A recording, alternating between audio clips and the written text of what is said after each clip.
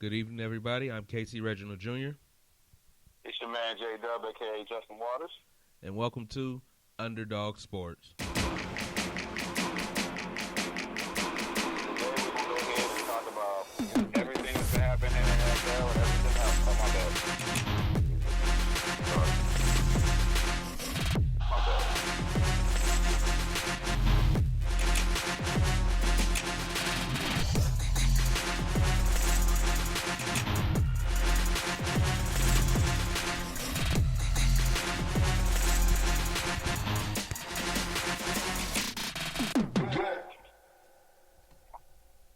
Good evening, everybody, and welcome to the show. We're going to go right into things with Mr. J-Dub. What's good, baby? All righty. We're going to talk. We're about to start the show off. First things first, let's kind of hopefully close the Antonio Brown saga. Well, here's the thing. For me, I'm over it. They did say in Pittsburgh that they will not pursue, because he had another accusation come out from a woman, and then also his foot doctor in Pittsburgh said that he didn't get paid. But in Pittsburgh, they're not going to pursue a criminal trial or anything against Antonio. They're just going to let it ride as is. So, like as you said before last week, it's innocent until proven guilty. And at this point, it's now doing that. Now, one thing I did notice during going to the Patriots game let me just say this. This was a debacle. This was the perfect game for Antonio to come out because it was a horrible Miami Dolphins, they need to change the name, team versus the Patriots who put up a bajillion points against them. Are they the Miami Minnows now? I don't know what to call them. You don't want them to be Dolphins. Are they Minnows? No, they need to change it. If they want to get some fear, become the Miami Sharks. Take a book out of Any Given Sunday. Change your name, your colors, everything. That's the only way you're going to win. Seriously, it doesn't matter what their name is right now. They could be called, like, the Apocalypse, and they would still suck. Well, here's the problem also. That coach, like it or not, here's another thing I did not know. I did not know their GM is black. That's the first time I've seen a black GM and black coach combo. I don't recall in a long time. Yeah. I don't recall ever. But I don't know if that's happened. Let's see. You can keep going. But I honestly think if they tank the season, they should get a pass to tank the season since now they're getting all these draft picks. But I have a strong feeling that these guys, tank the season or not, will probably not see those draft picks get drafted. I'm just saying. I think Flores is going to end up being back with the Patriots as soon as the season's over with. Okay. So, with the AB saga, I'm just thinking it's over. We'll see when he explodes, when he's not getting 11 targets and getting 100 yards a game, because Tom is going to be passing to everybody they feel like it. Yeah. Listen, for what he did in the game, he looked all right. He's gonna get better because he just landed like the day before the game and he's playing. However, I still think we need to talk about this collusion thing. I don't think that this whole conspiracy that has been played on fans, Super Bowl contenders, and the rest of the league should just be brushed under the rug. But obviously that's what's going to happen.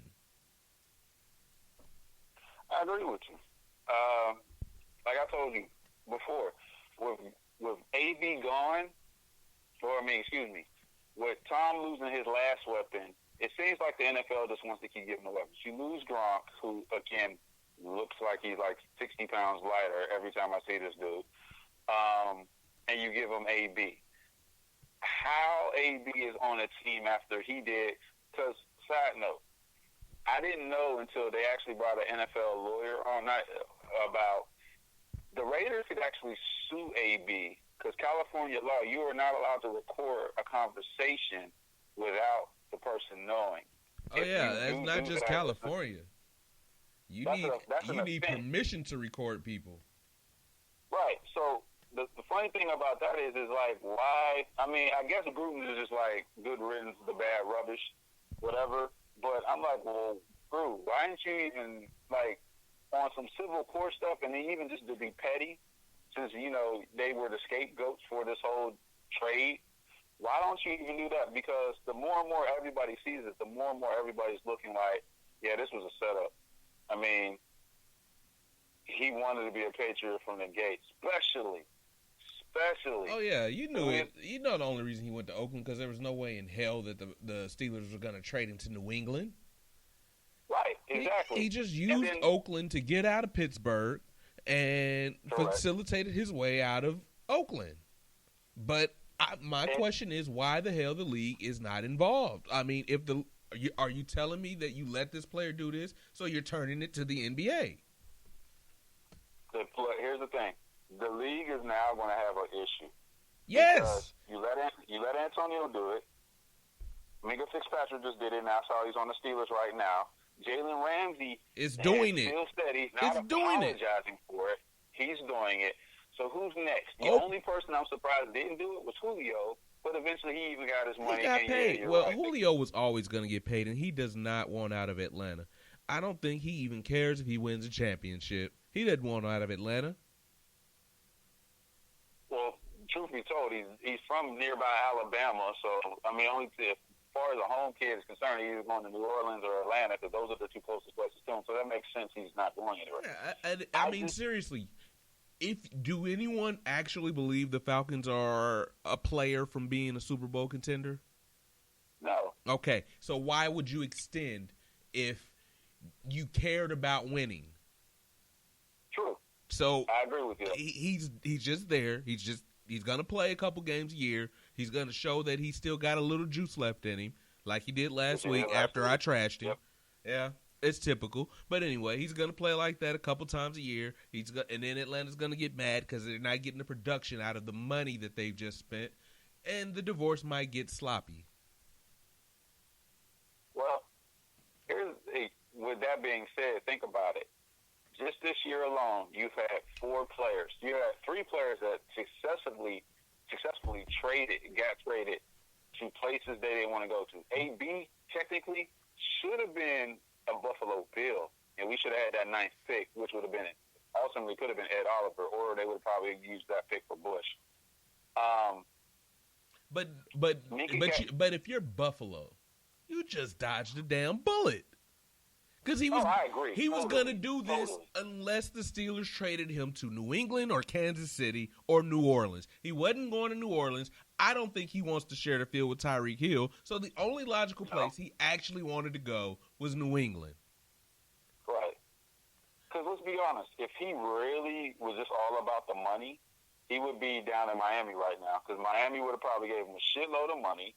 He would be the actual star, and he's from Miami. Buffalo would have paid him mega bucks because they don't have to pay their quarterback for another 2 years.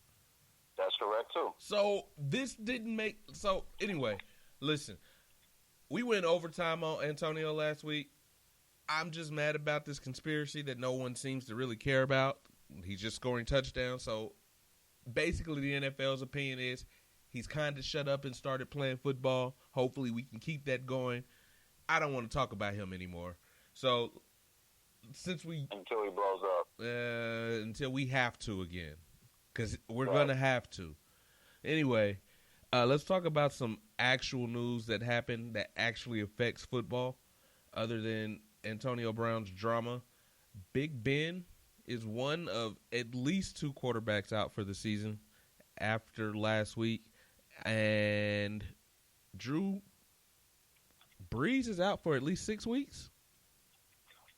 6 to 8. And we got a quarterback controversy in New Orleans behind that. Here's the thing. I have a question. Why is this a quarterback controversy? Because he didn't play great. Quarterback in Teddy B, and you have Tyson Hill, who, don't get me wrong, he was a quarterback in college. He was great at, I think he was in Nevada, if I'm not mistaken. Can he play NFL quarterback? No, BYU. Huh? Can he play NFL quarterback? That's the question. All right. See, partly I'm thinking Sean Payton has an idea that Tyson Hill can rekindle over now 15, almost 20 years ago, we had with Cordell Stewart, which he was the slash role for about 5 years until he got his own spot, and then he had that year he shined. Problem is, when you're in that slash role and you don't have a great development system, because the thing is with Cordell, they were going to throw him in the fire anyway because they kept putting him at quarterback and force him in it. It was just he wasn't going to beat out Neil O'Donnell, Bubby Brister, and Tommy Maddox and Mike Tomczak, all them horrible years, Jesus Christ. But eventually he got his shot and he worked. Tyson Hill is not what I'm considering going to go ahead and start winning games. Tyson Hill to me is a poor man's Tim Tebow. But but what if he's a poor man's Steve Young? I'm just asking. What you're saying, he could be a poor man's Tim Tebow. My question is, what if he is a poor man's Steve Young? Good question, but why you don't have a poor man's? You don't know unless you play him. Right, but here's the thing: if this was preseason and this happened, then you have a quarterback controversy. Right now, you're trying to win games to get back to the playoffs. For the next 8 weeks or 6 weeks, whatever it may be, you want to try to win as many games as possible until Drew gets back in the driver's seat. But J-Dub, Teddy B has not really been more than a game manager. That's not what New Orleans need. They need impact. And if he's not willing to give them impact, they're not going to win a lot of these games with Drew Brees out. So why not give the kid a chance? The reason why I'm not giving the kid a chance is because Teddy's more proven. As a game manager. Didn't make it to the playoffs. As a game manager. He's proven as a game manager. Do you want to take a risk? Yes. You realize you're a playoff team. No. They are playoff offense. Their defense is average. Without Drew Brees, they are not a playoff offense. So what we're going right now is we're going with the fact they made the playoffs, and pretty much they are set to try to make the playoffs. They made the playoffs when their quarterback played every game that he needed to play. Their quarterback is now out 6 to 8 weeks. Their backup quarterback, as I just said, has only proven to be a game manager, and we don't know what Hill is, if he's actually a quarterback. He has a winning record in the NFL, so you got to give him his due. If you want to go ahead and put Tyson in, how many games has Tyson won, or however, how many games has Hill won compared to how many games Teddy B won? How many has he started? I mean, Terrence is. That's a point, but still, Teddy B is starting games. So you can say that, but if that's the case, Justin, Patrick Mahomes still doesn't have a job because he had only played in one football game. But the Chiefs still traded Alex Smith. At some point, you got to give the kid a chance. We know what Teddy B is. Smith, that's apples and oranges because Alex Smith was damaged goods, and you had a hell of a quarterback coach. And you have the quarterback guru, Andy Reid. I'm sorry, what is Sean Payton? Dog food? No. He's not. He's a great offensive coordinator and everything. But in the same note, in the position you're in, let's rewind this again. You still had Alex Smith still played the whole entire season. Then, like it or not, they were going to get rid of him anyway, whether he got hurt or not. Then you put Patrick Mahomes in to start. You are now 2 games into your season. The defenses, offenses, everything has been set, and they're more based for Drew Brees, then Teddy Bridgewater, then if Teddy B doesn't work out for whatever. But hasn't Hill been in? But hasn't Hill been in this system longer than Bridgewater? Hill's been in the system as basically slashing that system. But in the preseason, he's played quarterback, and still was doing more slash things than QB. In the preseason, has he thrown over 15 passes? I mean, that's not his game. Okay. Your game is a spread offense. You just got this nice toy that you're paying almost actually over $100,000 with. You got the guy behind you that can run the ball.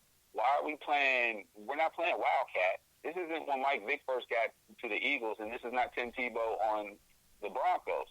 This is we need to throw this ball out because right now we're in a division that we can run it because Atlanta's not going to do nothing. Cam is injured, and it's painfully obvious, and he ain't going to be successful there. And then Tampa Bay is a joke, really. Until they get rid of Jameis, I keep telling you that it ain't going to work. Wait. We're 2 games in the season. Tampa Bay is 1-1. The Steelers are 0-2. Carolina is 1-1.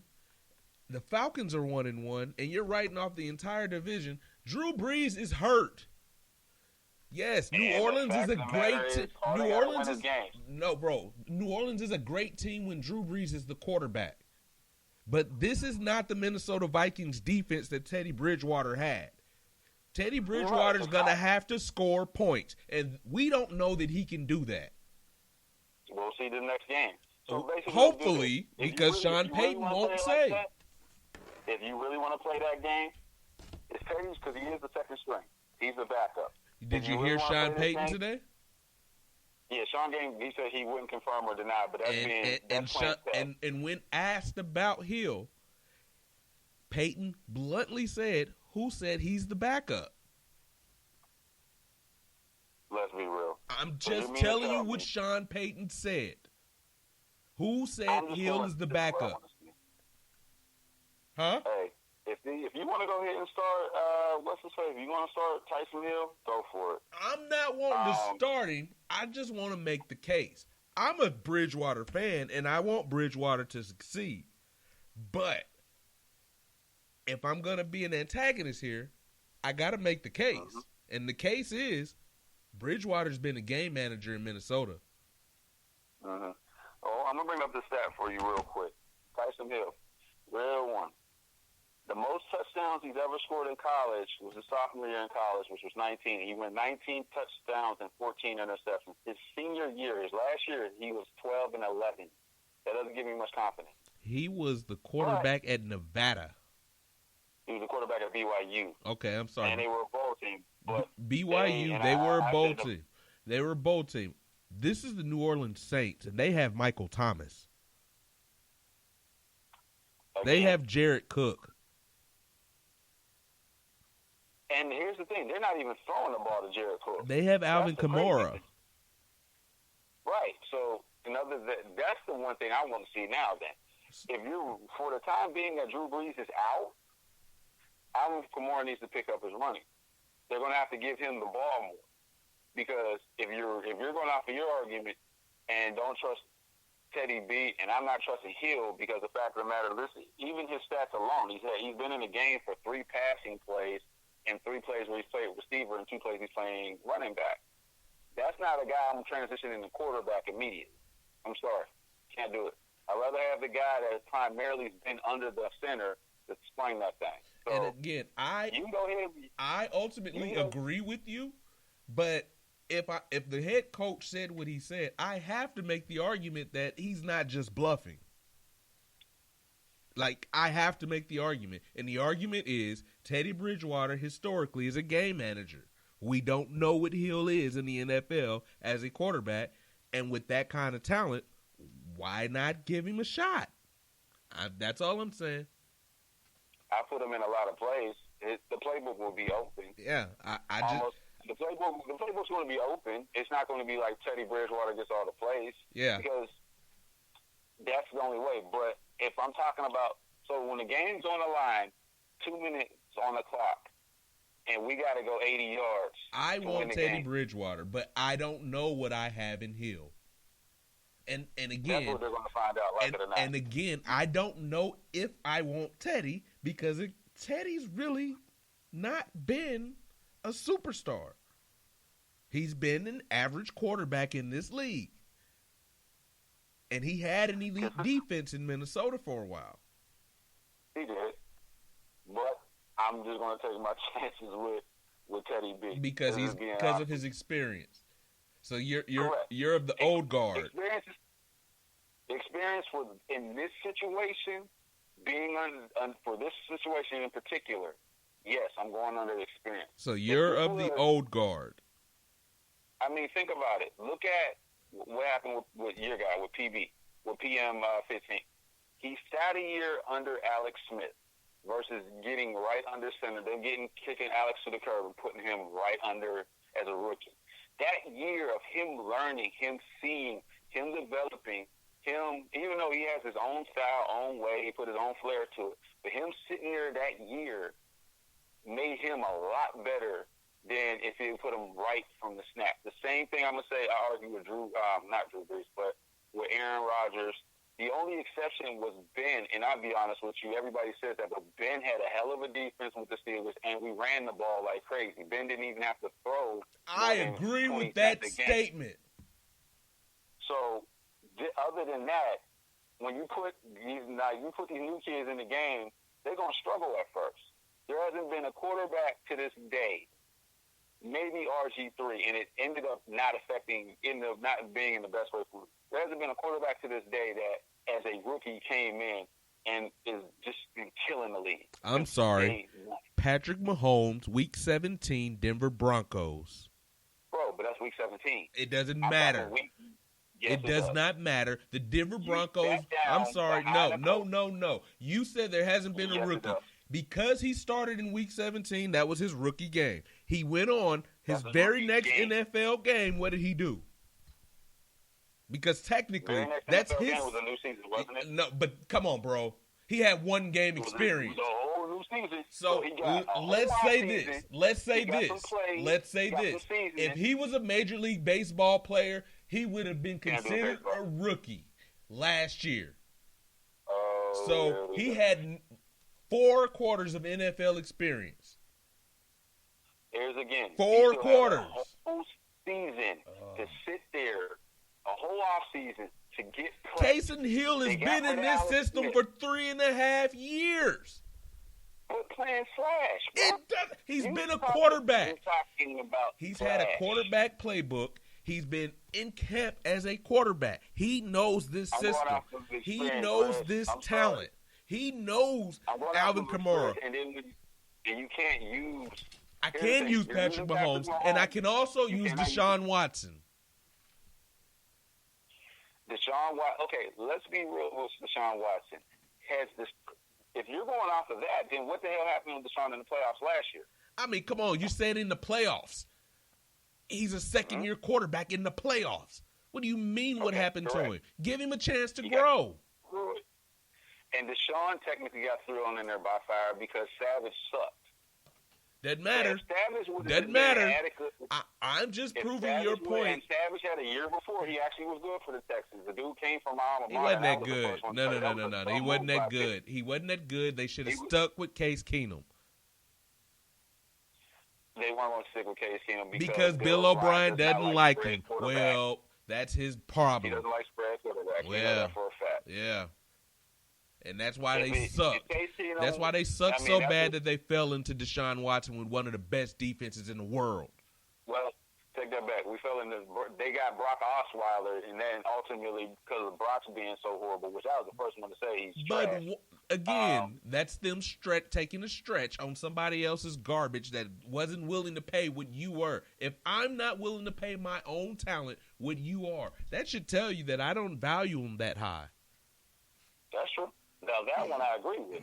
But then let's also talk about John Elway. John Elway is a horrible judgment of quarterbacks. That's another subject for another day. Yeah, let's move right along. He never had it. He lucked up with Peyton because Peyton wanted to be in he wanted to stick in the AFC. He didn't want to be in the NFC and have to go against his brother in a playoff game versus in the Super Bowl. But that's just factual. Ultimately, on the close out this subject, I do agree with Teddy B, but I'm a little bit of a risk taker, so that would be a coin. I'm trying to win Super Bowls. I'm trying to win games to get myself in position. Again, I know what Teddy Bridgewater. Listen. New Orleans is not a defensive team. They're not a defensive powerhouse. Correct. They're not the Minnesota Vikings. They're not the Minnesota Vikings. That's who Teddy Bridgewater was leading to the playoffs. He wasn't leading. He was being pulled. So let's get that straight. We don't know. Listen, in the two games that Teddy Bridgewater has played with this kind of talent, he's really not played very good at all. Let's call it what it is. So, again, are you going to go off of the experiment or the experience? Let's say this. Teddy Bridgewater is 0-1.5. That's what I'm saying. As a New Orleans Saint, he's 0-1.5. That's all I'm saying. All right, so we're gonna see what it is. We're gonna let's move into this last couple of things in big news before we get to our teams. Daniel Jones is a starting quarterback in New York. That means, you know what I'm really thinking this means? You don't think I'm crazy? Because the kid down in Jacksonville is hot. But I wouldn't be surprised if Tom Coughlin makes a call to the Giants to see if they'll try to get Eli. He's definitely going to call the Giants. And matter of fact, he called him when the change was made. That's the first thing he did. I guarantee you. Some of that old magic back, but it's time. Like, you got to think about it. Those years are done now, man. Bro, listen. I don't remember the years that you're talking about because he hadn't that great a quarterback in the beginning. So they had an error. No. This is another guy that was pulled by his defense. Oh no, I agree with you. But so again, I don't remember these glory days you're talking about because it wasn't Eli's glory days. It was the New York Giants, their defense, and Eli threw a couple good passes late in some games. Again, they were winning. I'm not calling it. Look, I'm not even calling Eli one of the best Manning out of this year. I don't think he's a Hall of Famer. He's going. You want to know why? Because his last name is Manning. But I don't think he's a Hall of Famer. Bro, you want to keep it real? If Terry Bradshaw's in the Hall of Fame, Eli Manning's going to be in the Hall of Fame. Because as much credit as these people used to give Terry Bradshaw from my Steelers back in the day, Terry Bradshaw had a hell of a running game and one of the greatest defenses of all time. I agree. He can fuck up as much as he wants, and he's in the Hall of Fame. I agree. Because why? We have rings. I agree. That's the only reason. Rings make things happen. Trent Dilfer has a ring, so let's put him in the Hall of Fame. I wouldn't, but I would. If he had two, they would probably consider it. That's a shame. I'm just saying. All righty. I'm just saying. So the Eli era is over in New York. Daniel Jones, a surprise pick in the NFL draft. Is he going to prove his doubters wrong? It's his ball now. No, I don't see dude being that successful. I'm sorry. I don't like him. Way too high. I think he was drafted too high, but this guy is accurate. He comes from that Manning pedigree. He studied. Okay, think about it. I mean, but if that's what that franchise likes, and they say he comes from that pedigree, they've been successful with that model. Why do you think he's not going to succeed? The offensive line still sucks. Well, he's a rookie. He's got time that they'll rebuild an offensive line. Until they, yes, I was about to say, as of right now, I think he'll struggle.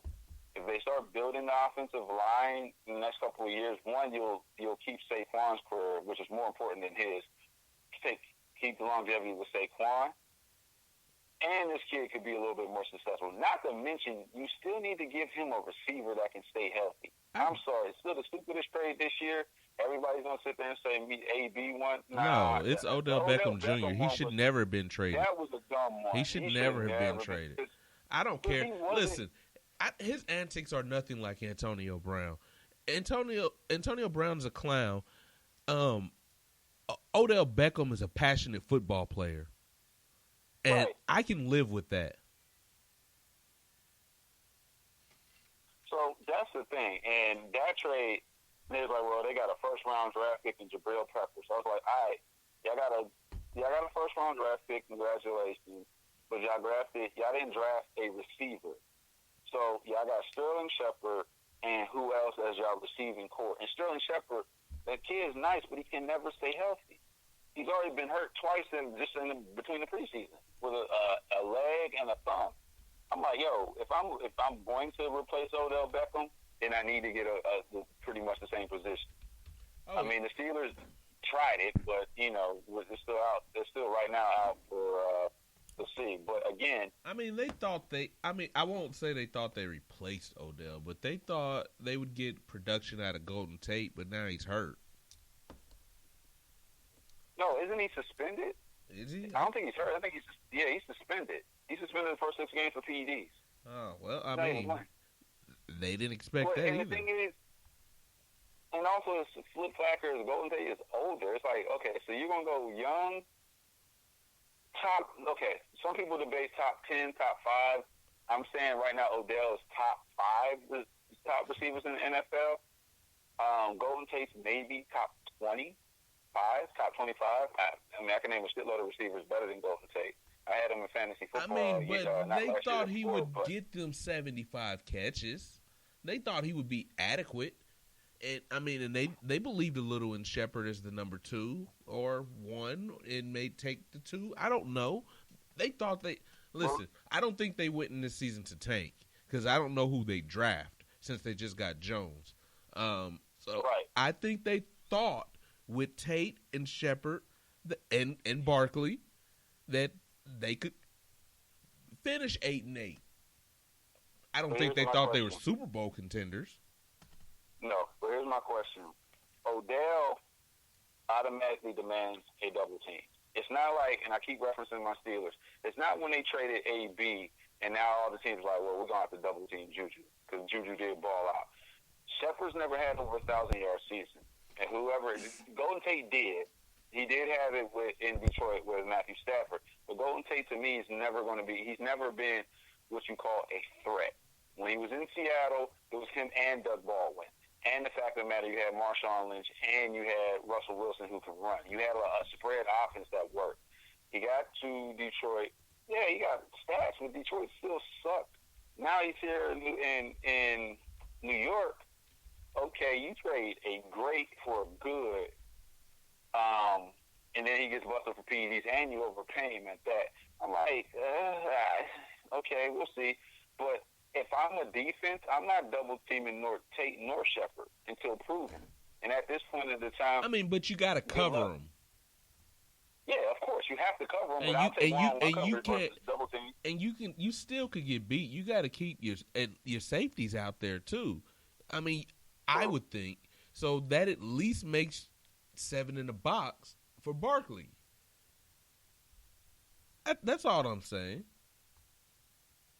I just don't see why they did the trade. And with Daniel Jones, well, I don't agree. I mean, the trade was bogus. The hell out of him. Say it again? The trade was bogus. I agree, but I think, honest to God, truth, I really hope that it pans out for Daniel Jones' sake because they booed him like the New York fans booed when they drafted Porzingis in the NBA draft. And Porzingis ended up being, for the lowest time he was in New York, he ended up balling out. Now, for Jones, hopefully he does. Comes the next big thing in New York. Him and Sam Darnold can have rivalries about who's the better quarterback of New York. Because as of right now, it's not looking good. So, and that market is going to kill him if he does not shine. Yeah. I mean, he's going to be thrashed, and it's not going to look good. Eli, it's time. Go ahead. But it's been time for 3 years. Just a quick correction. It takes the suspension's 4 games. Okay. Right. I knew it was something. Yeah, it's 4 games. I didn't know he was on a suspension for PEDs for something. Yeah. Alrighty. And so you kind of talked about it quickly earlier. Jalen Ramsey demanding a trade or requesting a trade, but a proud member of the Jaguars for now. I just don't get why. I mean, I know they were being whatever happened on the sideline between him and his coach. Okay, I just wouldn't. Jalen's not playing smart. You're about to be. You're not even in your contract year just yet. You still got another year before you even hit that gas pedal, and you acting a fool. So Tom Coughlin is one of those no nonsense guys. He's gonna just look at you like you stupid. Like, all right, go ahead, sit down. And so what you going to do? You're going to go ahead and complain, lose money, get suspended. They put you on PUP. What are you going to do? Because the fact of the matter is, you're not going to win this battle. And I just don't see why. Jalen Ramsey, although he is good, as Stephen A. Smith would say, he's box office. He's also slightly overrated. So I can't. I mean, he looked real good against Tyreek Hill. I mean, until he injured him on purpose. I think he looked like a number one cornerback to me. Right. But if you came in with a Brinks truck and a whole shitload of money, tell me that you're going to do whatever you can. Yeah, I don't want Jalen Ramsey. I mean, I want the talent, but I'm not paying him. We got enough people to pay. Right. Right now, until I see trouble, I'm sticking with my secondary because we got to pay enough people. And, yeah, we'll get to that later. I don't want Jalen Ramsey. But Somebody would say. Of course someone's going to pay him. Someone's going to pay him. Duh. I just don't want it to be the Chiefs because then my topic later is going to be a moot point. Anyway, are these players turning this into the NBA? Yes, it's coming. So, you know what? This is the scary thing. I have a feeling a lockout's going to come. Yeah, it's about to come because they got to get. Listen, I don't want the players in control like the NBA. I think because I do enjoy parity, and the NFL gives us that. But I do like the players having more of a voice because it's them that's doing the work. True. So I don't know how I feel about it. I don't. The only thing I don't like is with the pattern they're following. Okay, the NBA has been doing it for years, but it was more about the contracts.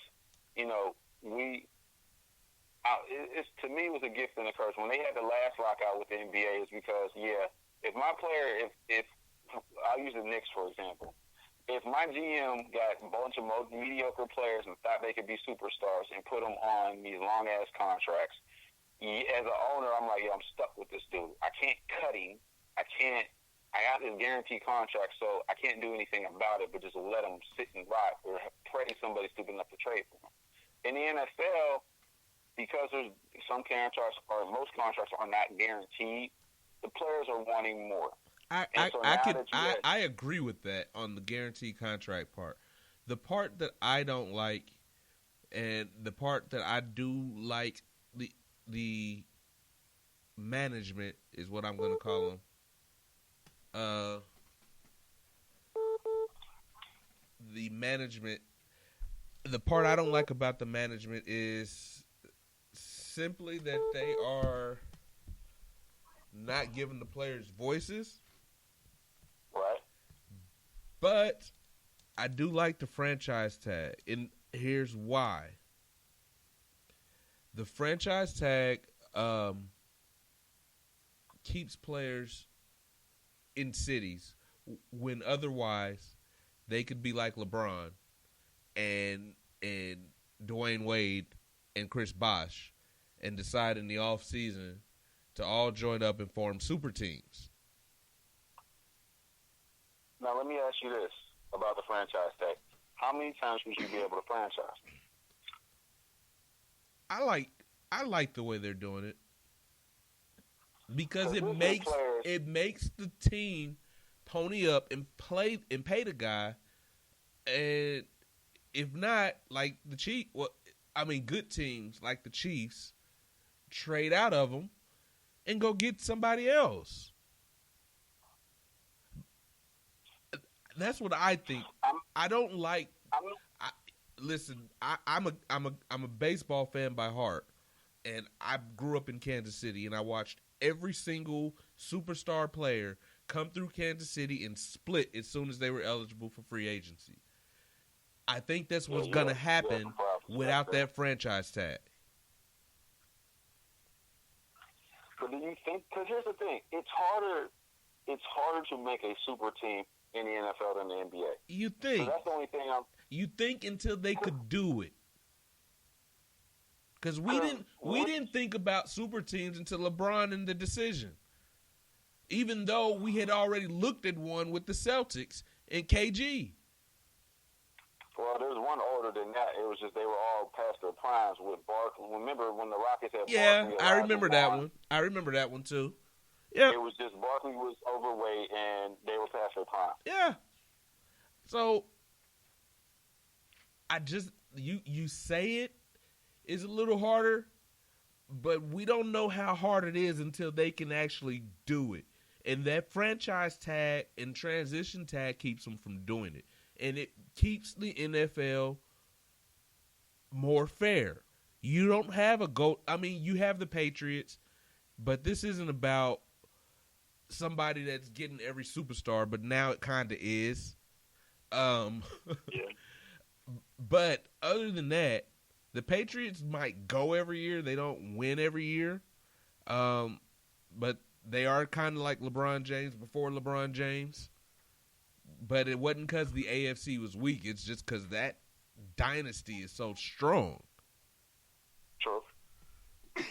And I hate the Patriots. So I just don't. You and I both. Yeah, I just don't want the NFL to turn into the East is obsolete.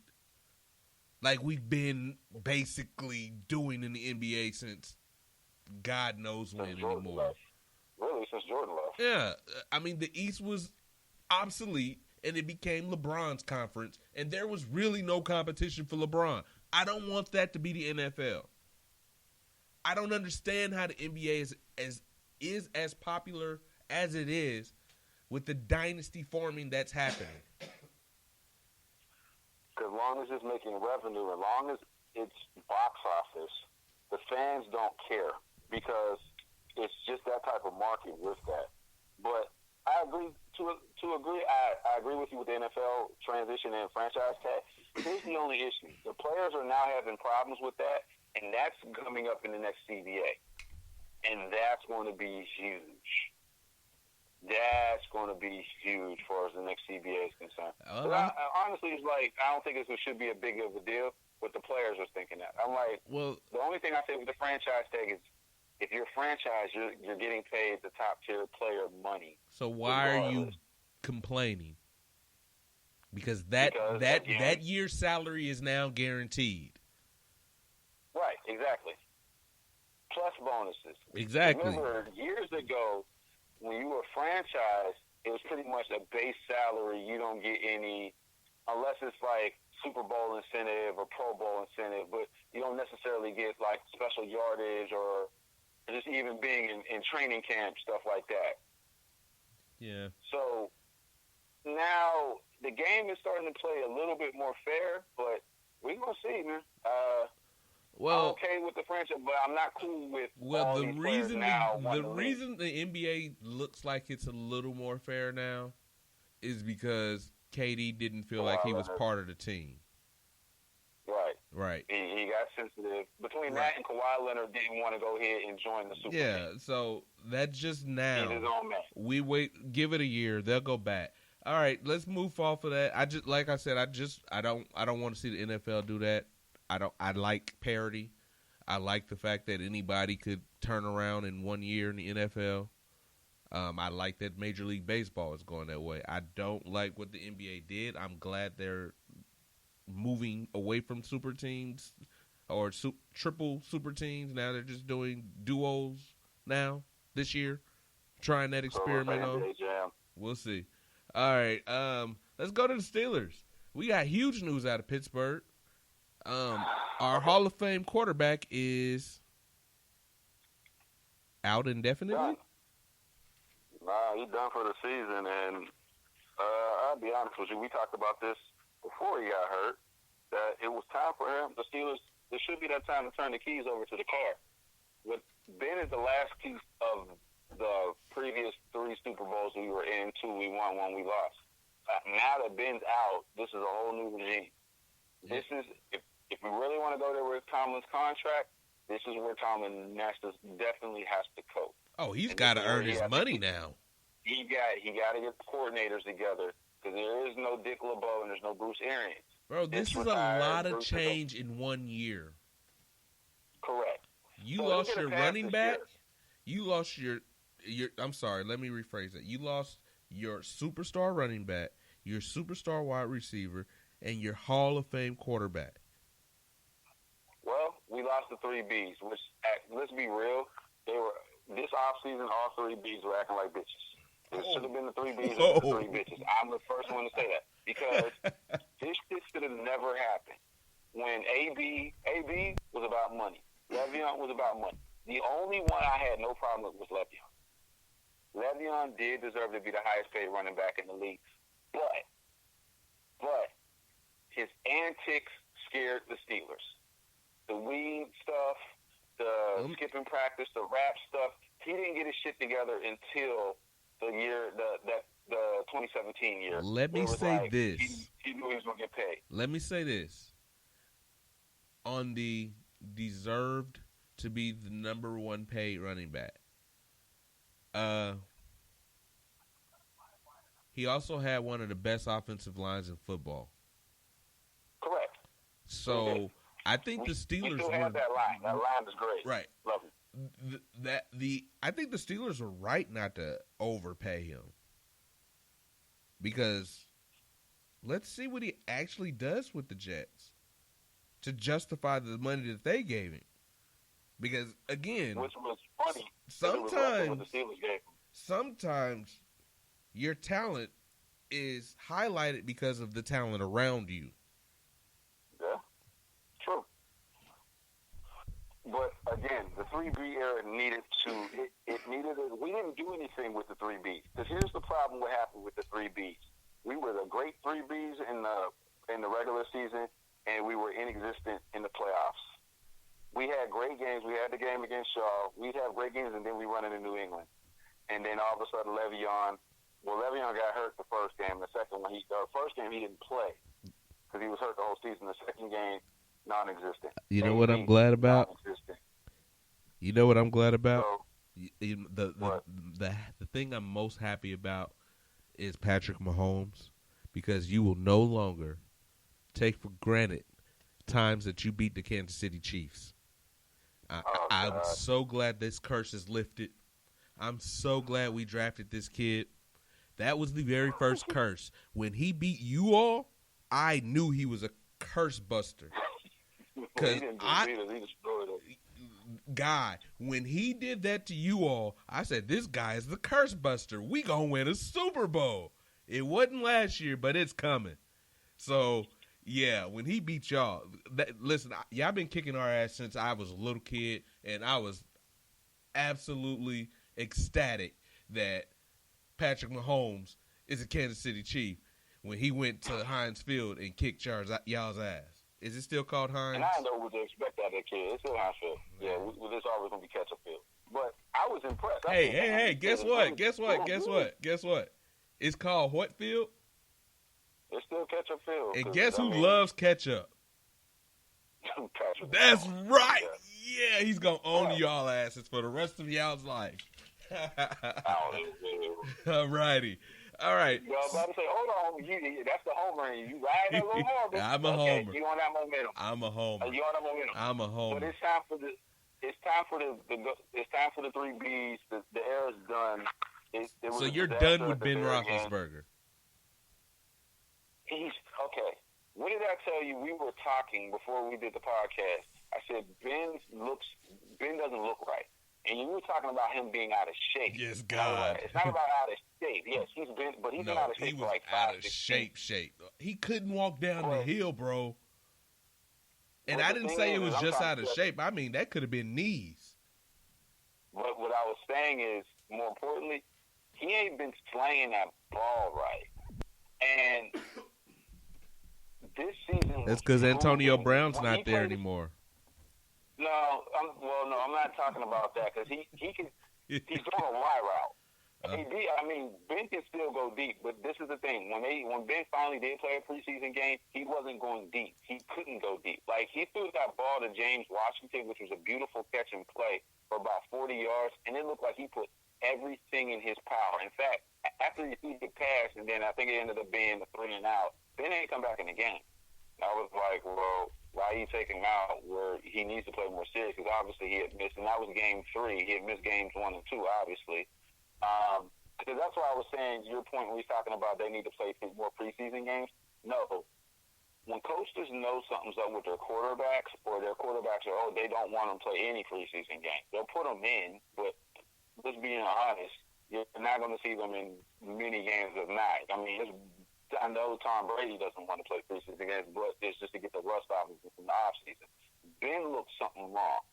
And then when he threw the pass that injured his elbow, it wasn't like a hit.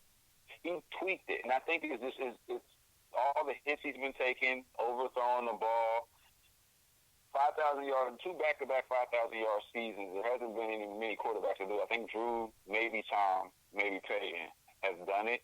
But, and now they're saying it could be possibly, they're trying to hide it, but the city's saying it's Tommy John surgery. If it's Tommy John, he's done. Yeah, I told you I think it's Tommy John. When I saw him out there throwing the football, I knew that what it was going to be.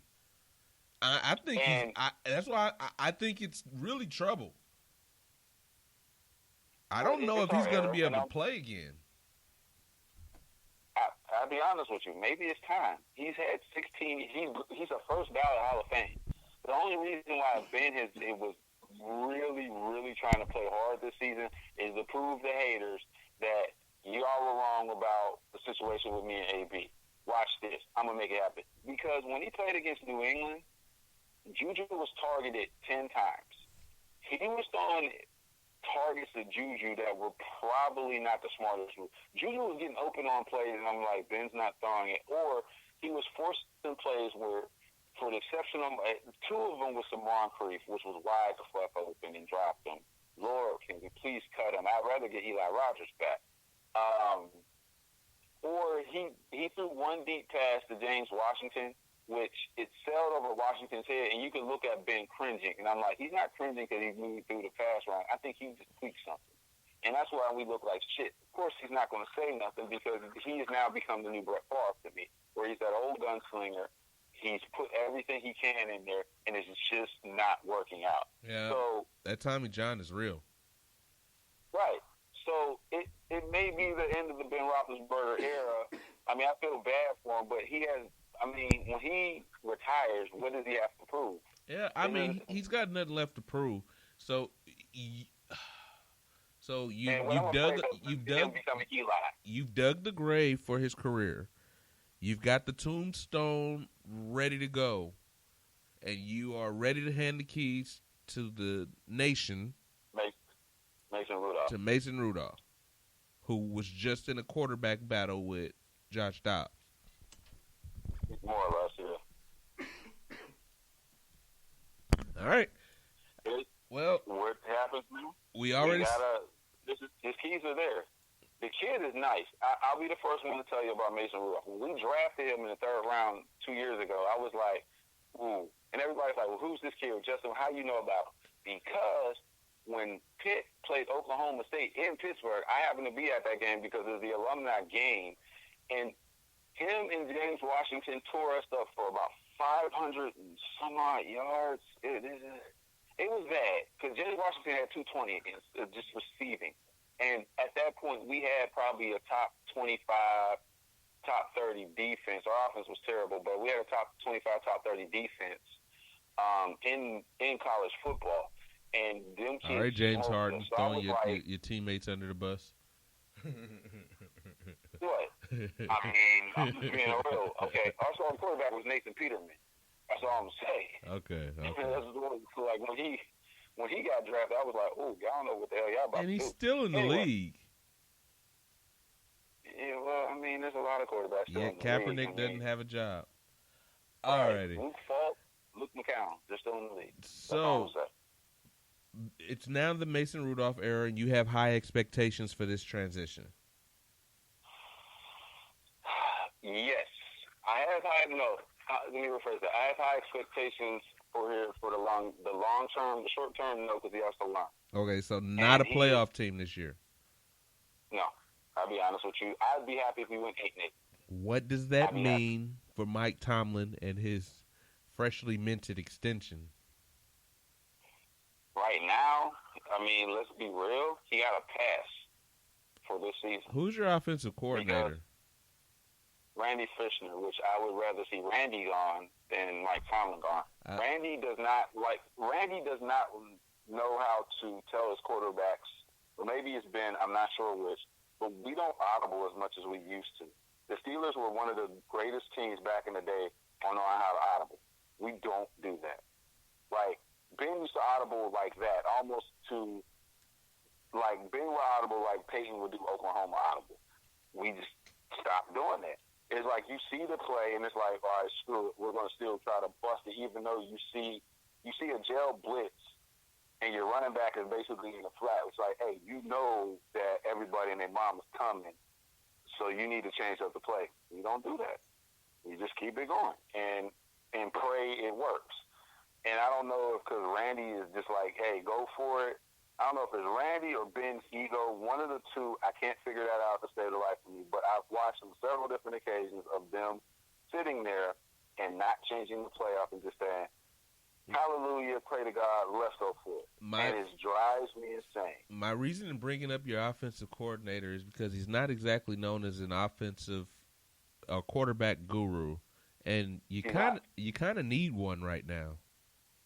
You need a quarterback whisperer right now.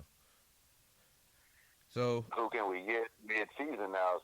I don't know. I don't know that you got a shot at anybody. That's what making like the staff that Tomlin put together.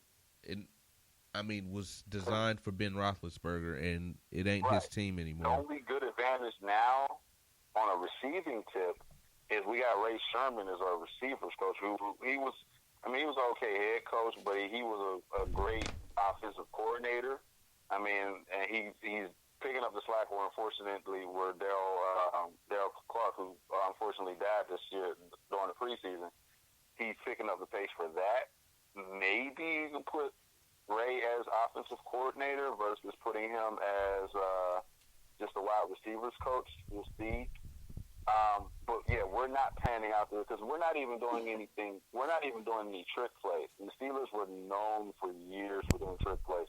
We're so now one-dimensional maybe the last 2-3 years and just got away with it because of the talent. Now we got to be more system.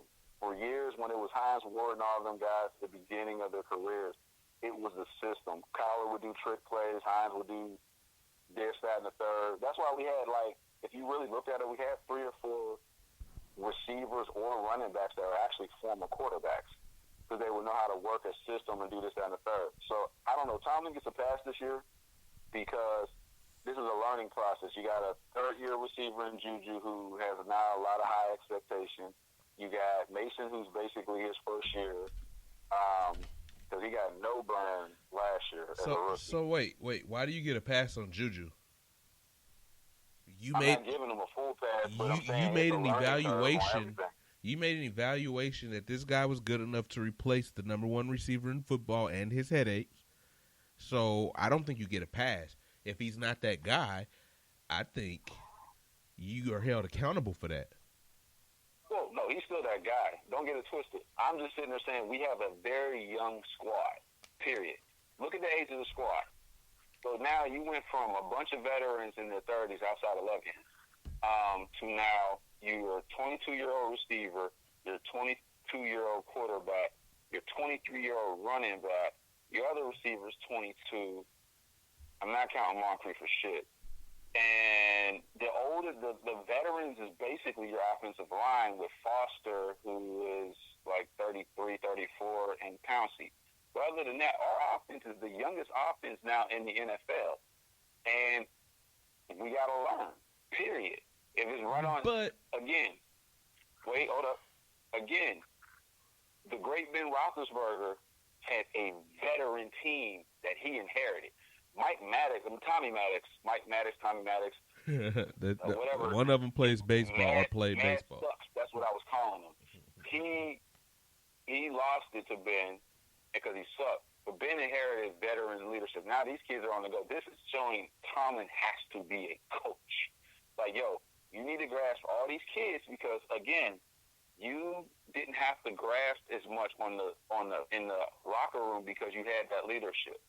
Okay. Even when Tomlin got there, it was with Joey Porter was gone. You had Troy and all of them. And then when that transition changed away, you kind of had Ben taking the reins when he wasn't acting a damn fool, but you still had Mendenhall for a second, and you had leadership. Now, everybody's young.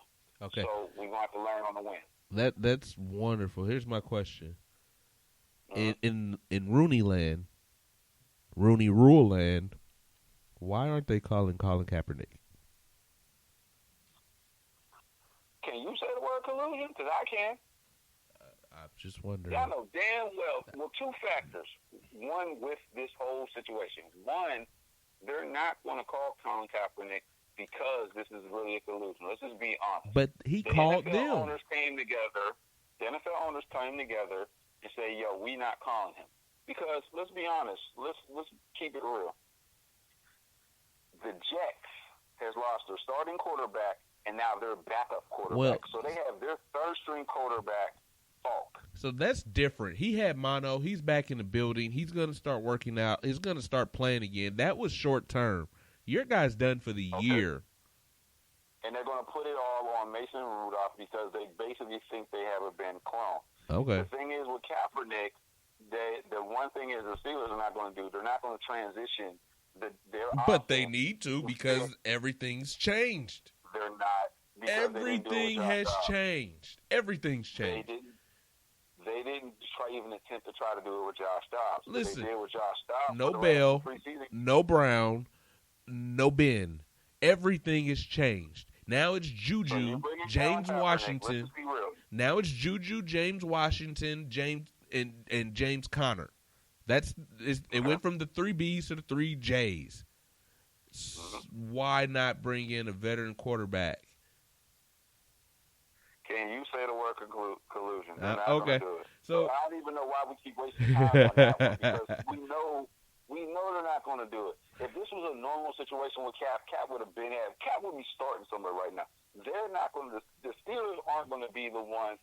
Look, you know how much hell Tomlin took for Michael Vick, for them bringing in Michael Vick, and Mike Vick did pretty well in Philly. He had that horrible year as a Jets, and then we brought him in. And he actually did pretty well as a Steeler. The only fucking reason why he didn't stick around for more than that year and a half with the Steelers is because AB was going to management and going ape shit saying Mike doesn't want to throw me the ball. And they were trying to go ahead and make sure that their star receiver doesn't have any issues because at that point, we only had AB. We didn't have Juju yet, and we didn't have a solid number 2. Right now, number 2 was rotating around between Eli Rogers and Hayward Bay and Hunter and whomever the hell else was be, but we had solid number.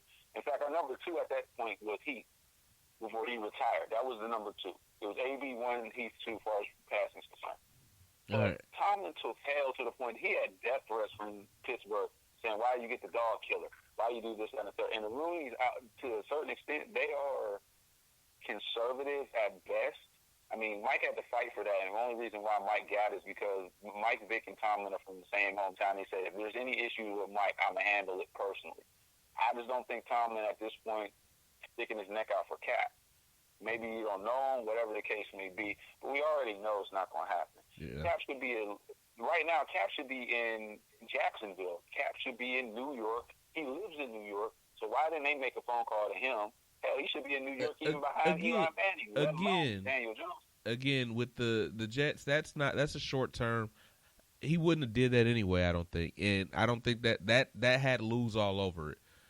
But the situation in Jacksonville, the situation in Pittsburgh are ideal situations, especially because it's this early in the season. And these are teams that had playoff aspirations, both of them. And now you don't. And you have a guy out there that could potentially do it. And because, you got this agenda, you're going to lose football games and not sell tickets. So that's great. So we've already said Ben's a first ballot Hall of Famer. I tend to agree. So this kind of, you just said that you all in rebuild mode, but you in the middle of rebuild mode, you make a huge trade. Mm-hmm. We get Micah Fitzpatrick. So let me break it down to you with the Micah Fitzpatrick trade. Initially, everybody in Steelers Nation hated the trade because we lost the number 1 pick. I'm going to say this. The reason I wasn't fond of the pick now, the trade now, versus if this was week 8 right before the trading deadline, is because if we start really, really, really, really tanking being bad, that pick gets higher, higher, higher, and higher.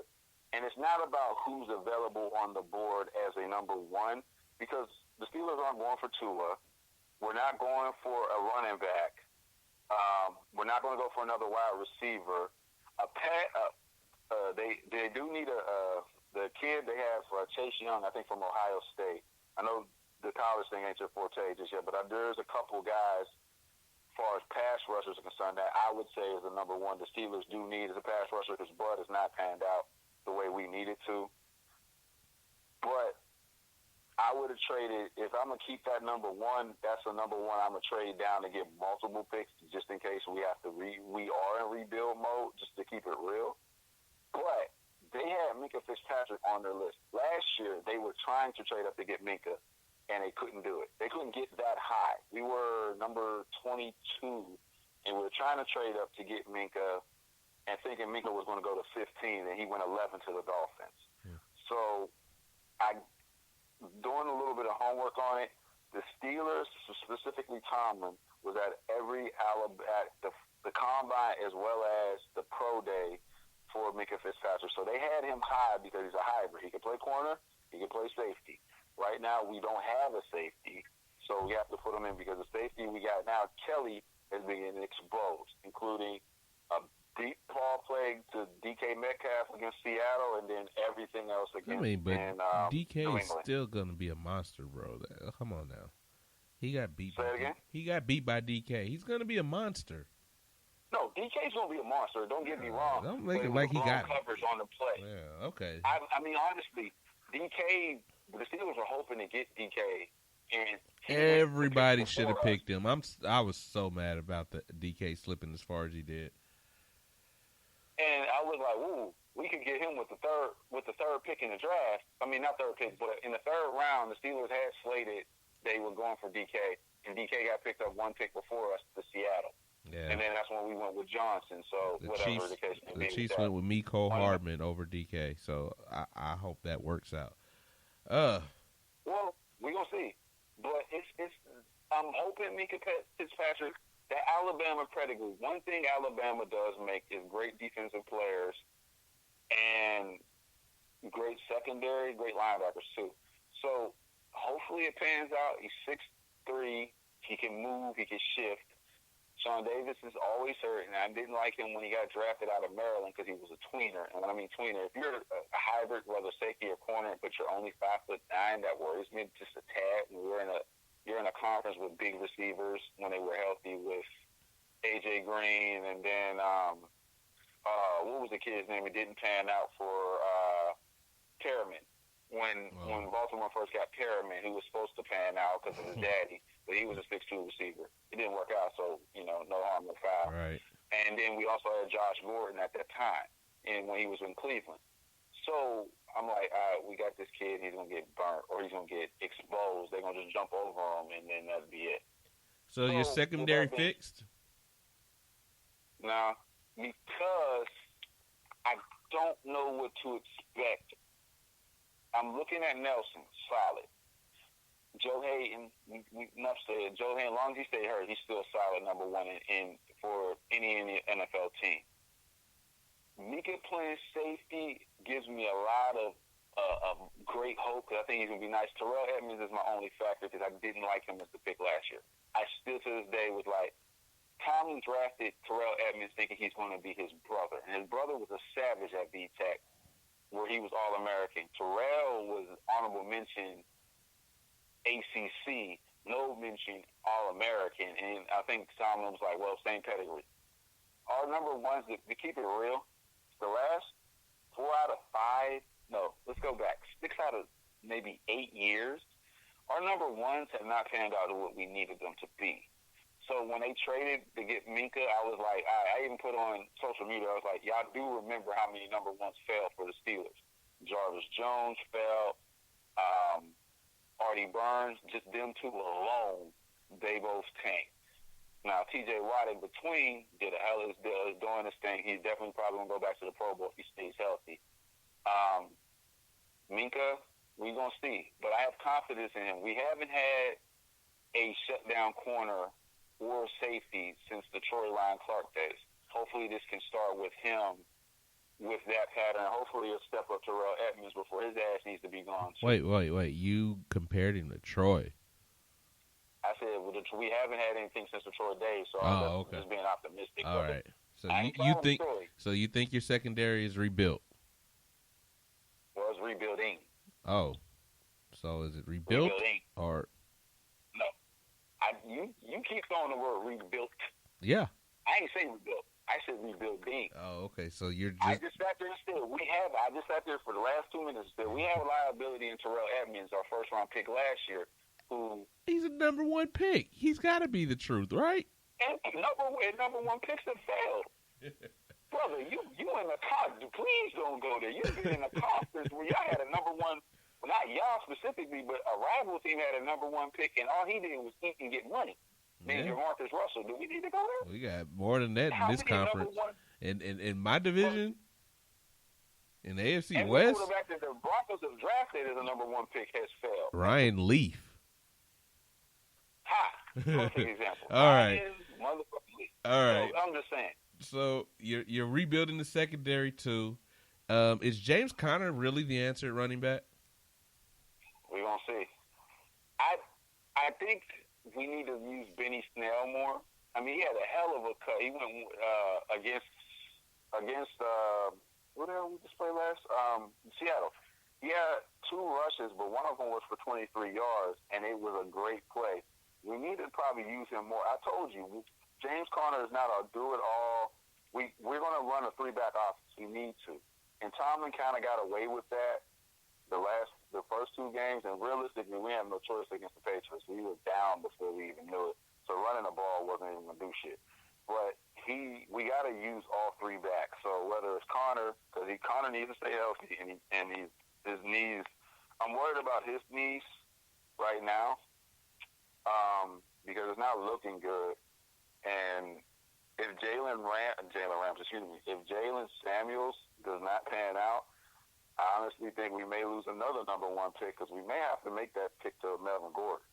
Because eventually the Chargers they're not trading to Pittsburgh. Why wouldn't he? Why wouldn't he? Why wouldn't he come to Pittsburgh?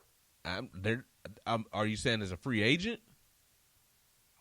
Well, we don't have anything to trade. Oh, okay. Because right now, unless San Diego's willing to get Los Angeles 2021 pick, we don't have anything to trade. But if Melvin Gordon right now, if they release him, I would be the Steelers to make that call right now. They're not releasing him. Melvin Gordon would want to come to be in the field. They're not releasing him, especially when Kansas City's still out there and got money to spend. They will not release Melvin Gordon.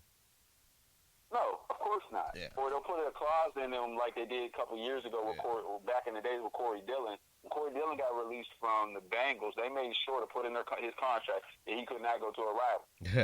Everybody's a rival. It's the NFL, baby. Because he was going to go to Cleveland. He was going to go right across to Ohio and go right to Cleveland. And they will put in a contract. We release you. We will give you X amount of dollars. Your ass can't go to Cleveland, Steelers, or Baltimore. But at that point, the Steelers and Baltimore already had running back, so they didn't need Corey Dillon. So you're telling me you're in the Melvin Gordon sweepstakes. We're not sure if James Conner is the real deal, and you're leaning towards running back by committee. We have no choice but running back by committee. And James Conner's the real deal if he can stay healthy. He's having knee issues. Bro, what's the worst thing to have for a running back? Bro, if you can't stay healthy, you ain't the real deal. Again, Terrell Davis couldn't stay healthy. He was the real deal, though. He couldn't stay healthy after he had already solidified himself as the real deal. James Conner is a second-year player. He's not Terrell Davis. But in the same note, we have no other alternative, bro. So we got to figure out something, and we got to figure it out fast. There's no phone call. There's no running back out there in the market that we can sit there and call and say, hey, he's good, let's roll. There's no one out there. Yeah. except for Gordon, who's still under contract. We can't pick up anybody off the street. It's not like you're doing that with a receiver or a quarterback that's named Colin Kaepernick. There is no running back that's sitting there chilling. Well, so he is chilling, and he is going to play football this year. So we're Melvin Gordon? So the Steelers are in the Melvin Gordon watch. They're looking over there flirting with the Chargers. Well, we're not doing anything because the Chargers want a number one pick now. We don't have a number one pick, so we pretty much out. We can say hello, what's up? It's really good. You can pick up the phone, or you can shoot. What do we do now? Snapchat. Yeah. Whatever the case may be, but we out. we can't get it. Maybe just like a week or two ago. Yeah, but the Chargers they're not going to give up. They're not going to say, oh, yeah, we'll settle for a 2021 pick. And then the Steelers, that's a lot. If you just gave up one number one pick, so that's 2 years in a row we don't have a pick. I don't know how that's going to pan out. I'm like, I mean, you ain't been doing a very good job of drafting number one pick, so why not trade the pick? We have not. Stop.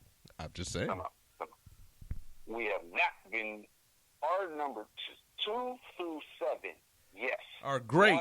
But no. So why do you need the number one? Just keep trading them.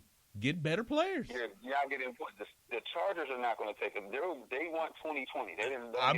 Listen, bro. I'm just saying. You're saying that you don't know how it's going to pan out if you don't pick number one. You're not doing a good job. So keep trading the number one picks and get primetime players that are playing now, that are proven. Then your number one picks are home runs. If we can get that. Yeah, I'm just saying. I'll be honest with you.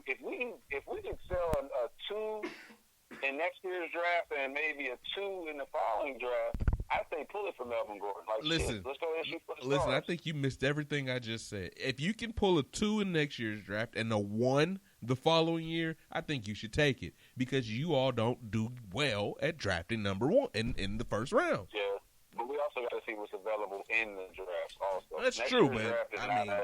Next year's draft is not really shining with me. Where do you expect to be picking? Huh? Where do you expect to be picking?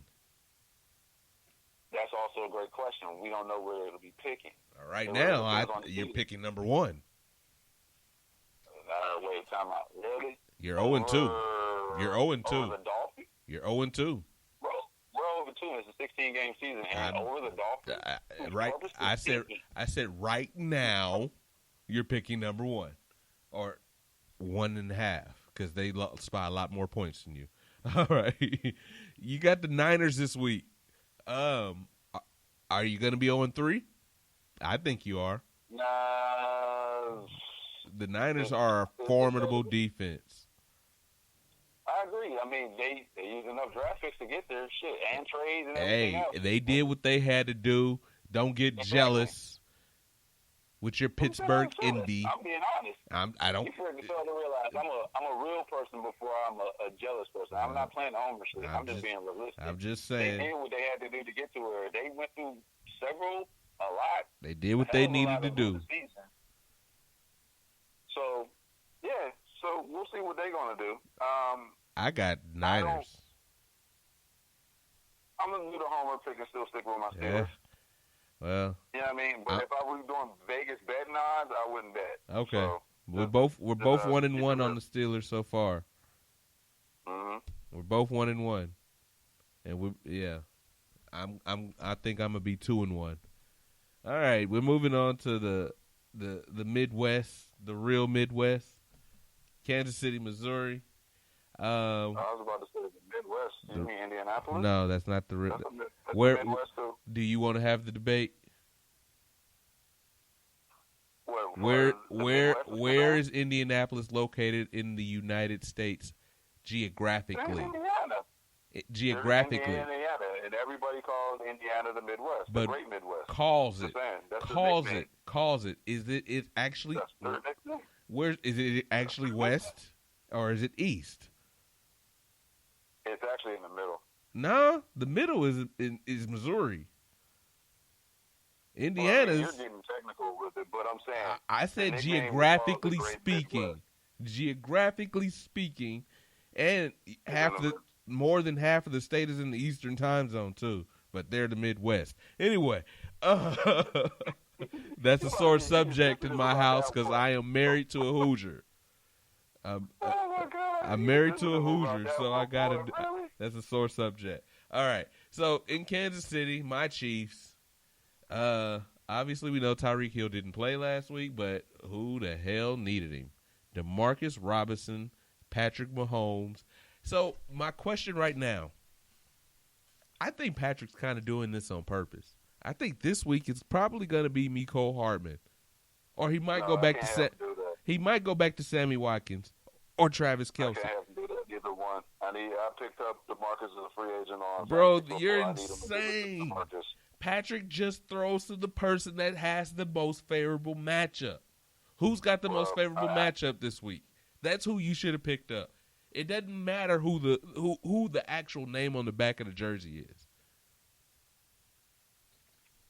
Again, I had to pick him up for fantasy football. Remember, y'all play fantasy football different. We actually play with the squad I got. It's like damn near chess. So I ain't want anybody else to get him. He may ride the bench. Bro, do you know what somebody traded me today? So I'm driving to work in my fantasy league. Of course, I had the number one overall pick in someone else's league. Purely coincidental. I don't even know the people. But so I got Saquon Barkley. Someone offered me today for just Saquon Barkley. Mind you, Drew Brees is hurt, and that was my starting quarterback. But not last week because I had a gut feeling. Dude offered me Patrick Mahomes, Todd Gurley, and Jarvis Landry for Saquon Barkley. Did you take it? Yes, I took it. I had no choice. Okay, that's what I need to say. I had no choice. That was dumb. He must have a strong backup. That's the only way it would make sense. I don't know. His backup has to be strong. I don't know what he's got. I don't care because, my quarterbacks were Drew Brees and Phillip Rivers, and neither one of them had done anything. So, yeah, I'm ecstatic because I already had a firepower team. I got Austin Eckler, who was my running back too, in addition to Saquon. I guess I kind of knew because I played against the guy a couple times, or the Chiefs did anyway. So, yeah, I'm killing it right now. All right, back to the Chiefs. Tyreek Hill, did we pay him too soon? No, y'all still got to pay for number one.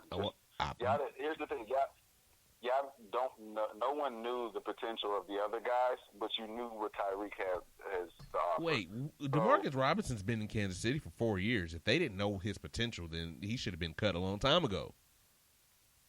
And he may keep him. I mean, may have kept him for a reason. Yeah, because he was solid. But again, and then it's like you said, I am about chemistry. He may be. He's Patrick's number. I told you he was.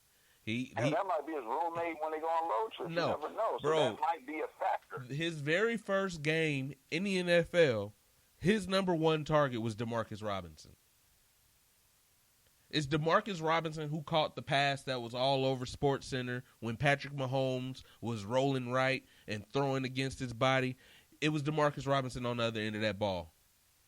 Well, that tells you something. Well, I know. Remember, Patrick Mahomes didn't play with the starters the first year, so he was running the scout team. He was running the backups. Who was he throwing to? DeMarcus Robinson. I'm just saying, he trusts that kid.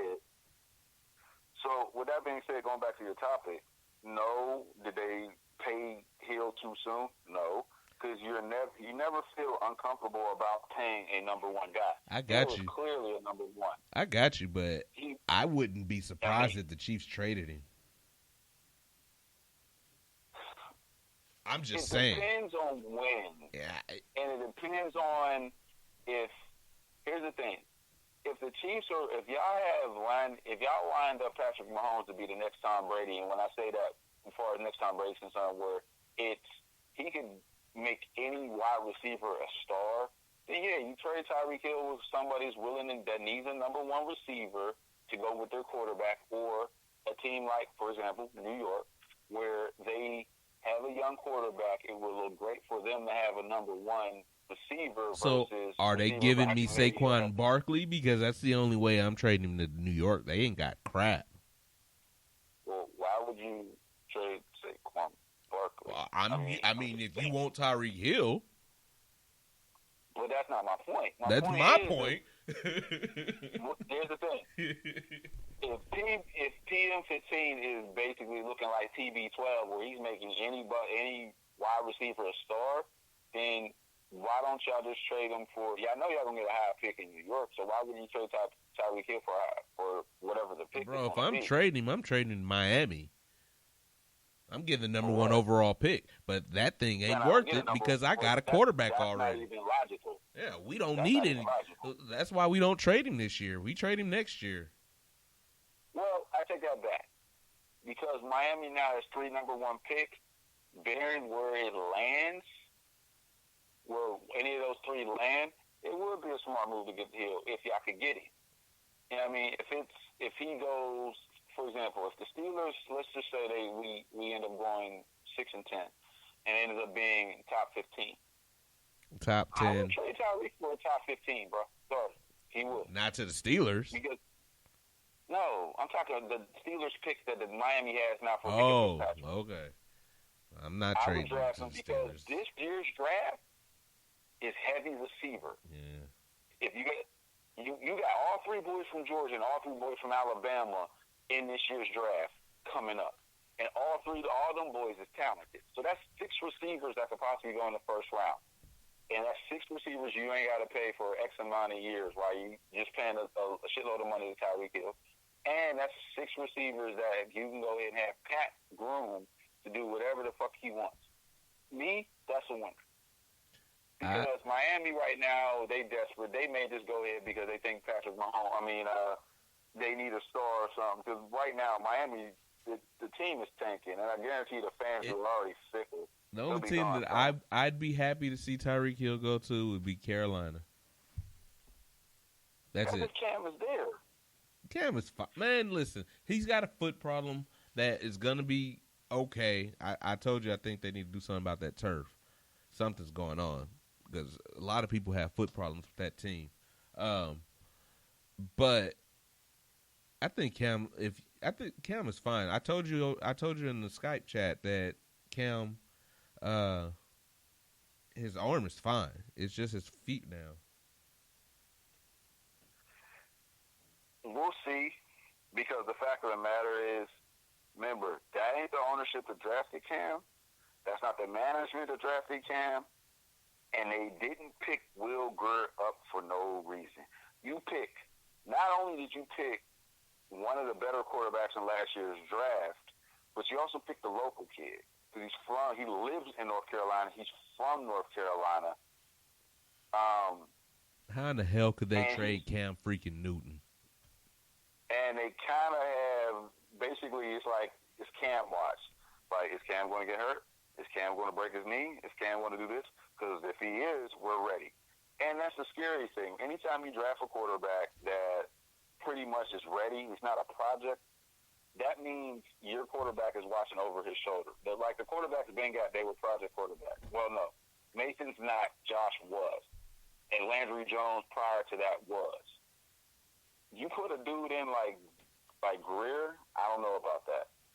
So, I mean... You think Cam Newton was looking over his shoulder? Say it again? You think Cam Newton was looking over his shoulder? No, he's not, but management is. Oh, okay. Management's looking like Cam doesn't have nothing to worry about, and Cam's ego won't let him look over his shoulder. But the management's sitting there thinking, I already know what it is. Those Super Bowl glory days are getting few and far between. When are we going to have to get some talent around him? Trade for Tyreek Hill. You could. That was the whole point. You could, but what would be better? Trading for Tyreek Hill and trying to compete for a Super Bowl? That's what would be better. You got to think of the owner as an owner. As an owner, I want to win a championship. Tyreek Hill is a number one receiver. My starting quarterback can't stay healthy. Come on, he's not been healthy for the last year. This year, he's got some fluke foot thing. Really? You're gonna. So How old is what Cam happens Newton? when I think he's probably like at least. I think he's just now hitting 30, 31 now. Something around. Yeah. So J.J. Watt's probably like around 30, 31. Then Cam is around that since that's the same draft. So Cam is 31. Tom Brady is 42 or 3. You're cutting bait. 42. You're cutting bait with Cam Newton now? You can't even compare Tom Brady, bro. Bro, What do you get Tom all Brady I'm at? saying is Tom Brady. If Cam goes to New England, oh my God, he's playing till 50. exactly. Oh my God. So if they get But talent he's not. around He's the in guy, Carolina. if they actually got talent around him, they be Super Bowl contenders. If they added Tyreek Hill to this receiving core, they'd be Super Bowl contenders. Again, you also got to realize how cheap the ownership is. They ain't paying for nobody because obviously they haven't paid for anybody to put around whatchamacallit. Because realistically speaking, when AB was a true free agent 2 years ago, I would have paid him. They knew the Steelers didn't give him no guaranteed money. I would have went and paid AB, and he would have been a whatchamacallit because he wasn't franchised because Le'Veon had the franchise. He would have been a Panther right now. Or I would have traded to get Jarvis Landry. Or I would have tried to get Odell Beckham. Because basically everybody was throwing Odell out there and Landry at the time for Miami. And you paid him. You paid him a shitload contract, and then you give Cam a weapon. They're not giving Cam a weapon because they're trying to get rid of Cam. Yeah. That's what I'm saying. Okay. You don't give him a weapon. You give him, if you're a star quarterback, like Patrick Mahomes, like Cam, like even the days with Ben. Ben stayed with a receiver. That's one thing the Steelers had. They stayed with going back to Ben's whole career. But Carolina's always been cheap at wide receiver. Exactly my point. Even when Cam was young, they've always been cheap at wide receiver. But they weren't cheap with Mahomes when they had Jake Delhomme at quarterback. Because you had Musa Muhammad, who was a Pro Bowler, and then there came what's his face? But they've been cheap since they drafted Cam. Okay, so my point is, now you're trying to it was working back then because they also had a two-back offense with Cam. It worked back then. It's not working now. You have to give Cam weapons. And don't get me wrong, McCaffrey is a beast, but you can't have your running back and your wide receiver and your running back be your leading rusher and receiver and think the quarterback's going to last long and damn sure your running back ain't going to last long. I think he's got at least no more than 2 more years with this many touches. I agree, especially the fact he didn't play like that when he was at Stanford. He was they ran a two-back offense at Stanford with him and Bryce Love. But again, I'm saying we'll see what'll happen. But I want Cam to succeed, but the writing is on the walls if you're not going to get people to put around it. I'm just keeping it real. But bringing it back home, bringing it to the Chiefs, you did say that Tyreek Hill has proven he's the number 1 receiver. Correct. I disagree. How? In the clutch, he's not shown me anything. Bro. No. I don't care about Odell Beckham. I care about the Kansas City Chiefs. And I watch every single game. Yes, Tyreek Hill is phenomenal. He's phenomenal until it turns into November. When it gets cold, Tyreek hands get small, and Tyreek drops a lot of balls late in games. And until just the same thing I said about Deshaun Watson, until he shows me a clutch moment, he ain't a number 1 because my number 1 guy doesn't get treated like he got treated in Jacksonville if he's a true number 1. My number 1 guy doesn't drop balls in the clutch that can win you a game. Okay. I'm just saying. And we paid him like a number 1. Travis Kelce's our number 1. Well, yeah, that's true. We paid him like a number 1. I'm going to keep it real. Y'all play like y'all offense is, except for, of course, he's faster, like the Steelers of probably about a little over 10 years ago. Bro, we play like one weapon. Your number 1 weapon was always the tight end, technically. We play like the world champion New Orleans Saints. His number 1 weapon, his number 1 weapon was the tight end. I agree. Yeah, that's who we play like. So We'll see. I like Tyreek. I think the contract I told you, it was a reason I told you that. It was a reason I told you 17. I'm not mad at 18. I'm glad they didn't pay him 20 because I don't think you get 20 until you make those clutch catches. We're moving on from. Well, I don't think he would have got paid 20 anyway because the fact of the matter is he's still, like you say, he hasn't been clutch. But more importantly, because of all the bullshit that he was involved with, whether he did it or not, it's like, yo, you got to prove that you can get your shit together before we go ahead and give you big money. No. You don't understand. I told you all along I wouldn't go longer than 3 years because speed doesn't age well. So I don't expect him to get another contract in Kansas City.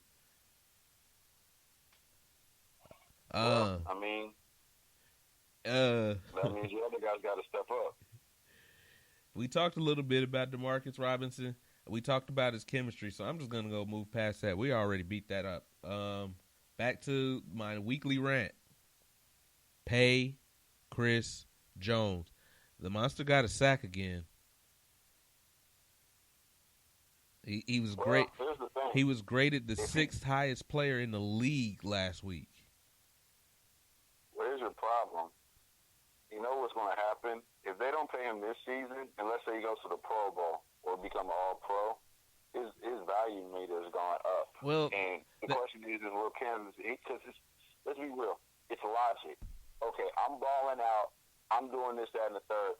And don't let somebody else. And you know what? For defense-wise, I'm going to use DeMarcus Lawrence in Dallas. If I'm doing better than this dude, and this dude got ball-out money, y'all got to pay me. There's no explanation. Don't franchise me. Don't do nothing. You pay me. Here's the thing, J-Dub. I think that's why he hadn't gotten paid yet. He knows his value. He got 15.5 sacks last year as a defensive tackle. Mm-hmm. Yeah, I think that's why he hadn't gotten paid. I think he wants that mega deal, and the Chiefs just, like, we got to pay Patrick, bro. You know that. You want Super Bowls or you want that extra $2 million, $3 million. That's really up to you. If you think you can have both, holla. But we got to pay Patrick Mahomes. The question is, does this become another D4 situation at the end of the year? Yes. If he doesn't sign a contract that keeps him in Kansas City, yes, they will franchise and trade him and try to get a number one. Absolutely. That's a tough one. I don't think so. You got a defensive tackle with 15.5 sacks, and he's already off to the races again. I don't think it's a tough one. I don't think it's tough at all to get a number one overall pick. I'm sorry, a first-round draft pick for him. No, I'm not saying that. I'm saying as far as they're making the decision to pay him or not. Oh, I mean, dude. Right now, you have, in the last couple of years, you have the second-best top 5 defensive player in the NFL. Yeah, I agree with you, but tackle in the NFL outside of Aaron Donald. You can't pay everybody. It doesn't work. The salary cap doesn't work that way.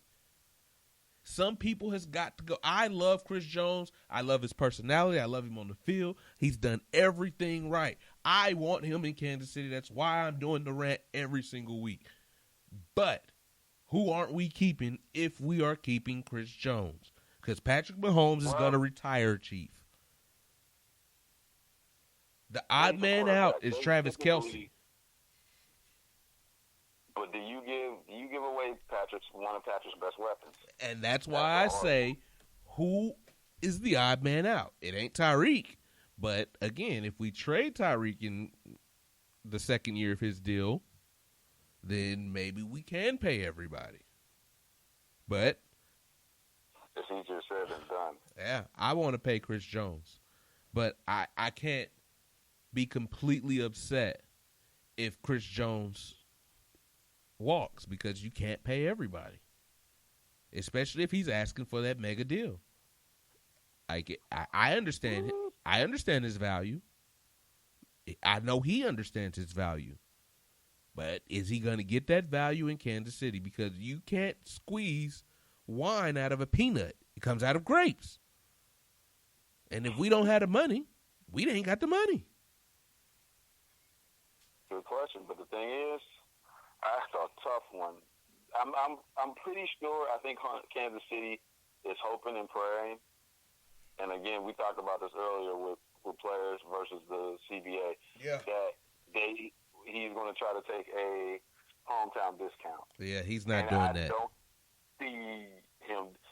I wouldn't. If I'm top five, Bro, like I said, if I'm number two in my position, a top five defensive player, I'm not taking this. He's an elite talent who's been underpaid the last few years because he's a second-round pick and not a first-round pick because he slipped. Everyone saw his dick, and he went to the second round instead of the first. That's bad, but yeah. It's true. It is true. I know his value, and I want him to get what he's worth, but I also want him to win Super Bowls. So he's got to make some internal decisions within himself because you can't pay everyone. Maybe he thinks we're going to win the Super Bowl this year, and he get his money and his ring too. Oh, but that's the thing. Keep it real. If I win a Super Bowl and you don't want to pay me, I'm gone. That's what I'm saying. If he wins a Super Bowl and that we don't have the money, then that's just it. He's going to walk. And I can't be mad at him because, again, I know what he's worth, and I don't see how we're squeezing wine out of a peanut. Anyway, moving on to week 3. The Chiefs, the Ravens, old-fashioned Texas Tech-style shootout. Who you got?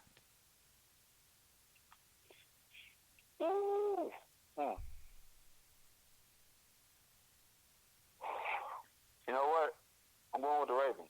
I want to know why? Is because the new I Brown love in town, the fact that the Steelers fan is picking the Baltimore Ravens. The new Brown in town compared to Lamar Jackson is going to be a nightmare for your defense. Well, we will see. But I know one proven thing. We will see what the new Brown in town and Lamar Jackson does. But I know one proven thing. It's the home opener at Arrowhead Stadium. The reigning, defending National Football League MVP is in front of his home fans for the first time in the regular season this year. And I don't think Patrick Mahomes is going down like that. So, Lamar Jackson, Johnny come lately, congratulations, you got a weapon, and you're pretty accurate deep. But welcome to Arrowhead, and understand this. Patrick Mahomes is the MVP, bitch. Okay. But in reality, I know that's the homer side of you. God bless you. But it ain't about, because Patrick ain't playing defense. So Patrick can score 50, but Lamar can score 50 too. Bro. That's realistically speaking, who can get to the quarterback first? I like Baltimore's defense against y'all versus y'all defense against Baltimore. Excuse me? I do. Who's the pass rushing threat in Baltimore these days? Who's the deep threats in Baltimore? Okay, I said pass rushing threats. Who's going to sack Patrick Mahomes? Doesn't matter. Okay, I got Chris Jones and Frank Clark.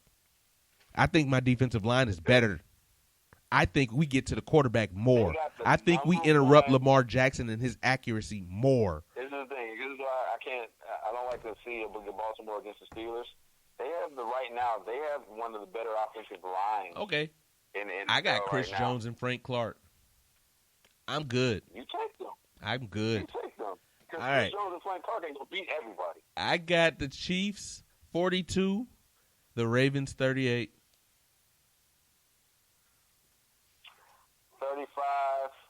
35-33. If you think we're only putting up 33 points, I'm going to sell you some sand. Let's go to Galveston, take a trip. 33. I keep man of my word. 35-33. All right, let's move to the Texans. Let's go. Do they have a running game? No. I keep telling you that. You texted me, Carlos Hyde doesn't look that bad. Yeah, all right. Go ahead. He had 18 carries, 90 yards. He looked good. Did you what was missing in Jacksonville's defense last week? What was missing in Jacksonville's defense? I don't care about that. He looked good. Campbell only played part of the first half, and he was out the rest of the season. the rest of the game. And they play the backup too. He gets paid also. Carlos Hyde looked good. So are you picking him for your fantasy football? Because you just No. told me your boss dropped him. No, I'm not picking him for fantasy football. So is Carlos or Duke going to the Pro Bowl this year? No. Okay. Can the Texans line hold up enough and stay healthy to make either one of them have over 100 yards at least 5 games this season? But he doesn't need 100 yards. They've got Kenny Stills. They've got DeAndre Hopkins. They've got Kiki and a line that Cutie. can't block. Man, listen. So my line isn't that great. Every time. My line isn't that great. I want to play prevent every day. I'm playing prevent against y'all I'm every just saying. day. Well, you prevent, and I'm going to eat you up and march down the field like we prevent everybody from winning the game and call it a day. Okay. So how many – you do realize this, and I gave you the stat. And keep it real. Deshaun Watson has been sacked 10 times. Yes, he's not going to make it. So. He's not going to make it. So. I'm praying for Deshaun. Matter of fact, season, he'll be sacked 80 times. I think we need to do a collection plate to get him a permanent ice bed. So where is the balance going to go? I don't know, man. Because the only way you keep him upright is if you balance the game out. So you have to have a rushing game as well as a passing game. 18 carries, 90 yards. That's 5 yards a pop. Jacksonville team that didn't have Calais Campbell. That's one player. Who damn near the same thing as Chris Jones was a couple years ago. Okay, but Chris Jones and the Chiefs still had the worst rush defense. He's just one player. It's just one player. You just proving my point. Just like you said, it's just one player against Baltimore. Again, you still have to have balance. Yes, they had 90 yards. Congratulations. And they also had 90 yards against you know why they have balance? Because the talent that Deshaun Watson has to throw to now. Because you gotta try to double team, in which now you can't, DeAndre Hopkins. Because you got Kenny Stills. Because Will Fuller's actually playing. Well, this is only week 2. He's gonna listen, bro. I'm not going to root against this kid. I'm not going to sit here and hope and say he's going to get hurt. I hope he's going to be healthy. But if he's healthy, this receiving core is legit, and they leave it open for you to be able to run. As long as Carlos Hyde can stay healthy, he might sneak and get 1,000 yards. Woo. And if it was a fifth, we'd all be drunk. That's a big hit. That's a big hit. Bro, you killed 2 topics in one. You went right to the 10 sacks. Really? Bro, he's not going to last like that. I don't know what they're going to do. He's not going to. Like I said, 10 sacks, 2 games. At this rate, he'll have 80. He will beat David Carr's record of most times in one NFL season. 80 sacks, and let's not forget he's a running quarterback also, so he's going to take hits scrambling. I get that. But also not to mention the fact that Laramie Tunsil is not healthy. They already said something's wrong with his leg, so Miami was able to go ahead and hide that very well. So that's on the Texans. For a guy that's hurt. Left tackle that's hurt. That's on the Texans. They have doctors. They can do all the tests they need. So if they got holes, that's on the Texans. That's scary. I'm just saying. You got doctors. You got to pass a physical to do this stuff. So don't get so excited by what you see, and do your due diligence and make sure you're getting, the commodity that you're paying for.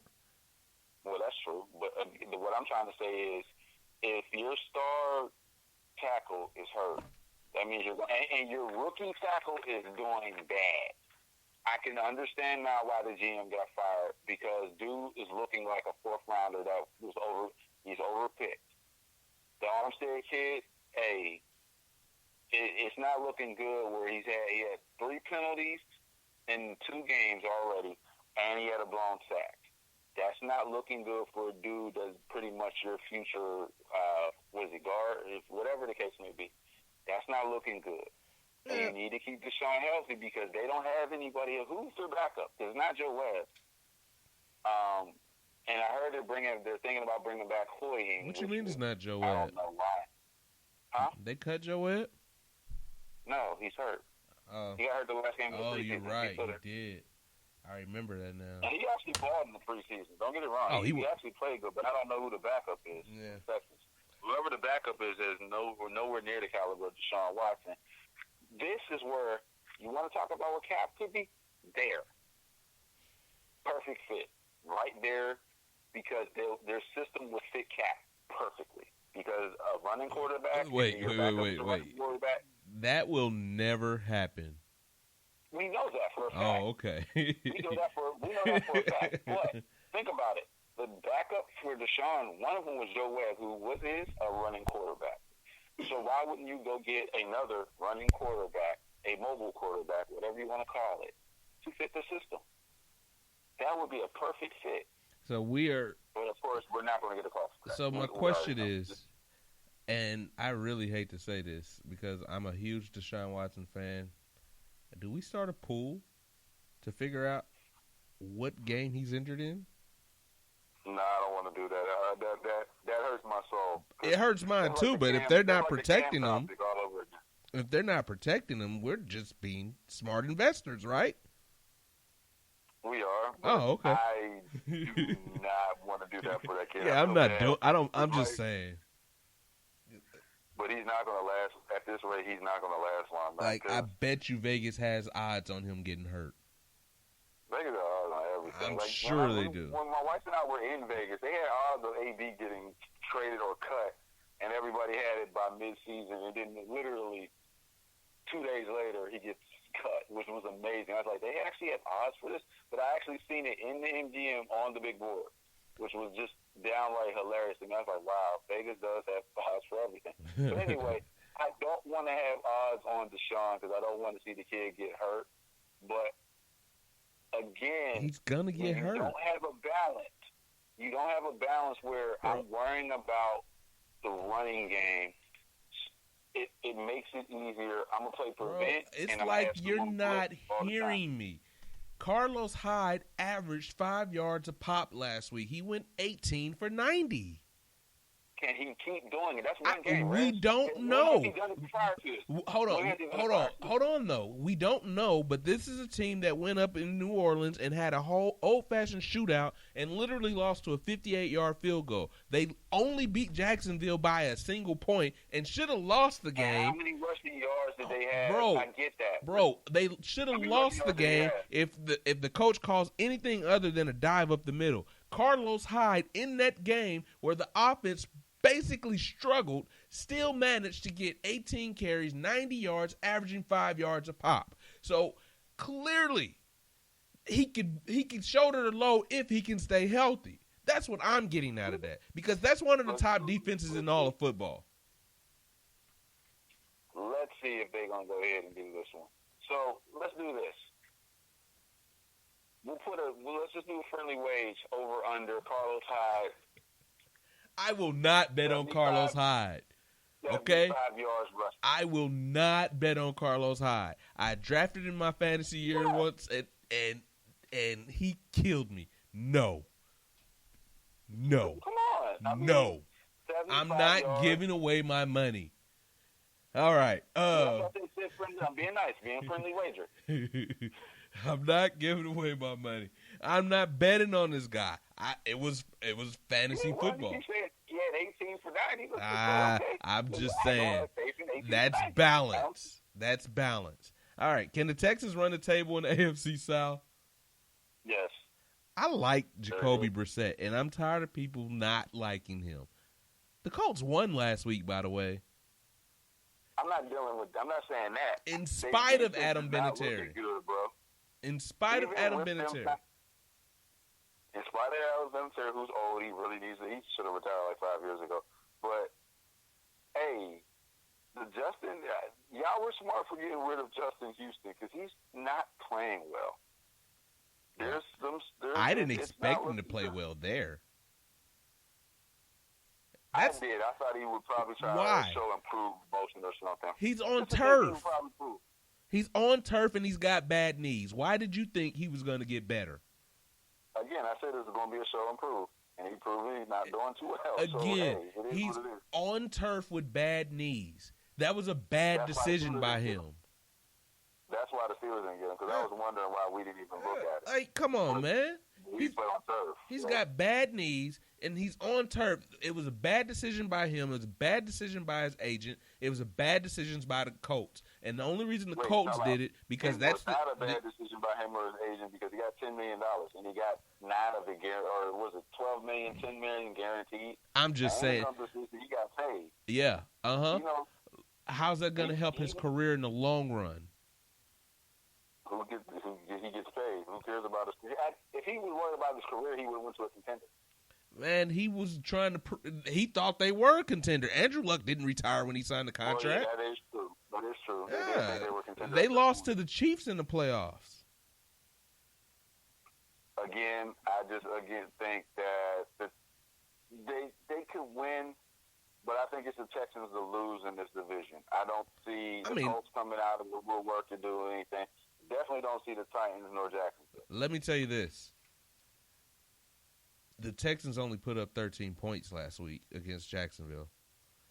If Jacksonville gets a resemblance of a quarterback that's not a rookie. Time out. The stash needs to stay. Oh, gosh. Sorry. He needs to stay. And even that game, you saying they could run the table, even that game, if the coach makes a better play call at the end of the game, the Texans lose. They lose. Yeah.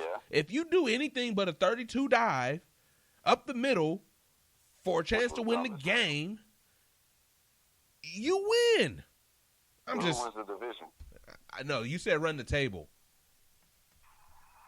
They can run the table. They have a possibility of running the table. They do.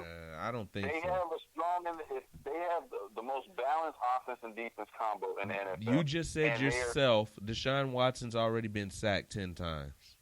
They got to protect him, and that was my next line before you cut him off. They got to protect the kid. They got to. If you don't protect your franchise, you're going to put that franchise back another 10 years. We'll be back to square one, where all of a sudden they're trying to figure out the quarterback, just like they left up with the Schaub years, but they're back to going square one, figuring out a quarterback, and Deshaun Watson is going to be somewhere commentating. But when are you going to – you say you got to protect him, but I'm talking about this year. You said that the Texans can run the table this year, and if he's already been sacked 10 times. Protect him. When is that going to start? When's that going to start?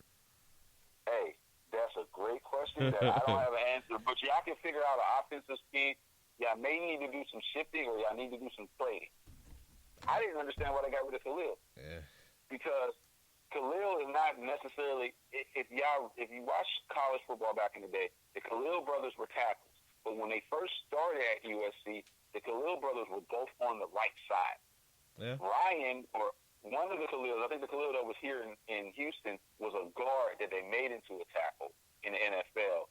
And then you had the other one that's I don't know, I think he's a Jet right now. But anyway, to make a long story short, instead of getting rid of him, why didn't you put him at guard and once the rookie, because the rookie was struggling even in the preseason.